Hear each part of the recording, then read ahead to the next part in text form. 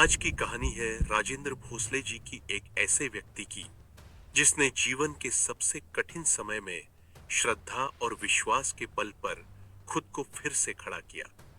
यह कहानी सिर्फ चमत्कार की नहीं है, बल्कि श्रद्धा, धैर्य और स्वामी समर्थ की कृपा की साक्षात अनुभूति है।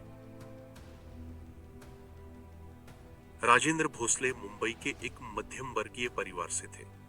एक साधारण जीवन, रोजमर्रा की जिम्मेदारियां और परिवार की देखभाल, यही उनकी दुनिया थी। वे एक प्रतिष्ठित कंपनी में काम करते थे, लेकिन अचानक कंपनी को आर्थिक संकट का सामना करना पड़ा और कुछ कर्मचारियों की छूटने की घोषणा की गई।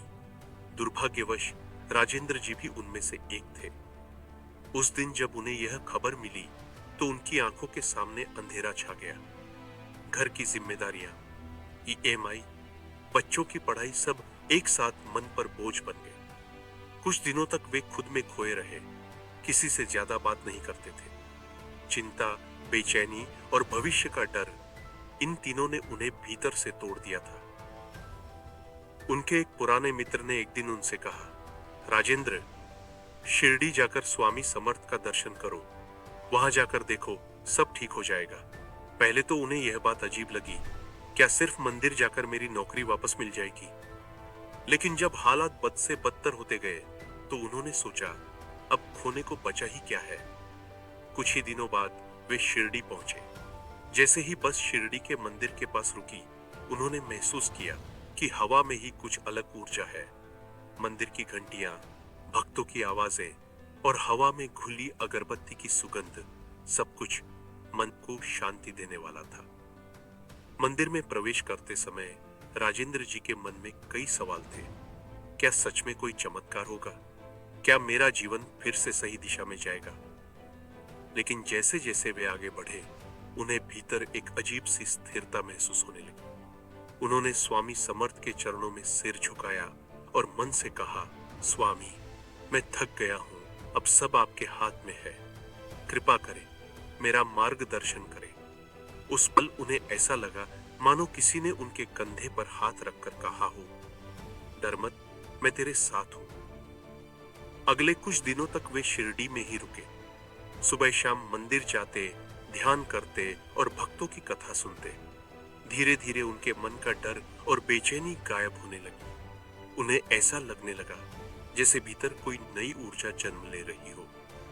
एक रात ध्यान में बैठे हुए उन्हें अनुभव हुआ कि उनके मन में जो अंधेरा था वह धीरे धीरे मिटने लगा है, जैसे किसी ने भीतर रोशनी जला दी हो।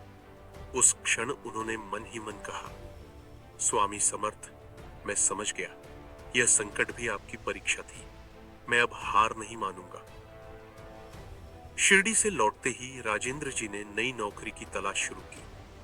पहले कुछ जगहों से निराशा मिली, लेकिन इस बार उन्होंने हिम्मत नहीं हारी।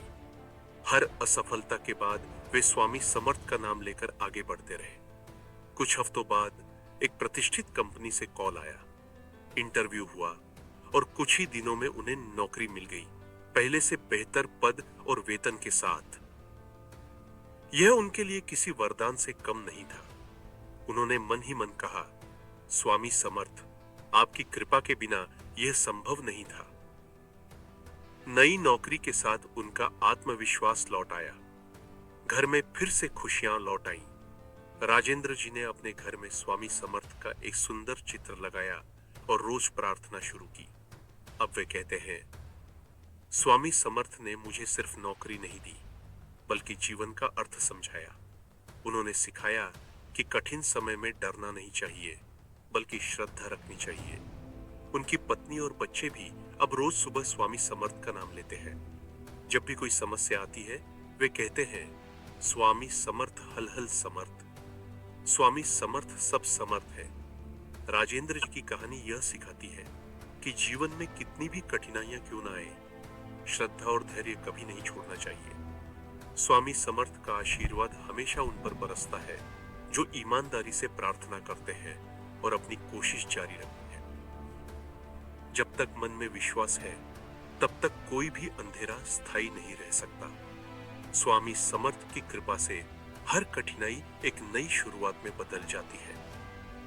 कभी भी जीवन में हार मत मानो। जब सब रास्ते बंद लगे तो स्वामी समर्थ के चरणों में सिर झुकाओ।